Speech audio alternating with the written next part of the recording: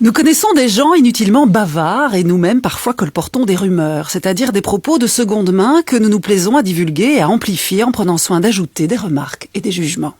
Ces rumeurs peuvent devenir virales et les mots de cette espèce, au lieu de faire danser les consonnes et les voyelles, peuvent être, on l'oublie souvent, de très grands assassins. Une rumeur est donc un propos rapporté dans des chuchottis, sans examen, sans analyse et sans distance critique. Alors voici qu'une histoire attribuée à Socrate vient torpiller cette transmission virale. Cette histoire est connue sous le nom des trois tamis. Un homme un jour s'encourt précipitamment auprès de Socrate pour lui dire qu'il sait quelque chose que lui-même sans doute ignore encore à propos de l'un de ses amis. En réalité, l'homme veut surtout être le premier à lui faire part d'une rumeur. Socrate freine le messager dans son élan en lui posant une question un peu étrange, en lui demandant si, avant de parler, il avait songé à prendre soin de faire passer ce qu'il voulait lui dire au travers des trois tamis. Socrate instaure une attitude de l'ordre de la rupture en dehors de toute complaisance. Il enjoint en effet à son interlocuteur pressé et il nous enjoint par la même occasion, comme règle absolue avant de parler, de passer le contenu de nos propos à travers l'épreuve des trois tamis. Le premier tamis est celui de la vérité par lequel Socrate nous recommande de vérifier si ce que nous nous empressons d'annoncer, de raconter et de ragoter sur les autres est exact. Le deuxième tamis est celui de la bonté. Autrement dit, Socrate nous invite à réfléchir à la question de savoir si ce que nous avons à dire est véritablement bienveillant.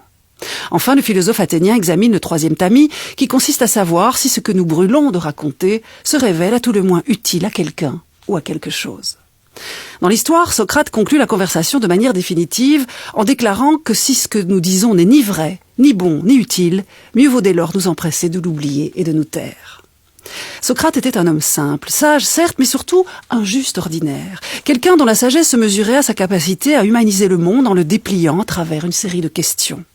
C'est pourquoi Socrate est partout où le monde est questionné selon les critères de bonté, de vérité, d'utilité et aussi d'ironie et de beauté.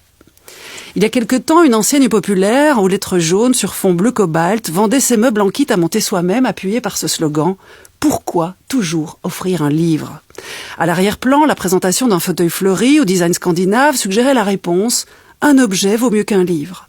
Or, fantastiquement, on ne sait ni comment, ni qui, mais quelqu'un est passé par là, qui a recouvert le panneau publicitaire d'un papier avec cette réponse magnifique, collée grossièrement avec du scotch brun à la question posée par le slogan publicitaire « Pourquoi toujours offrir un livre ?» Un Socrate contemporain anonyme, immense philosophe et assurément inspiré, a répondu « Pour être autre chose qu'une chose ». Et vous, qu'en pensez-vous ?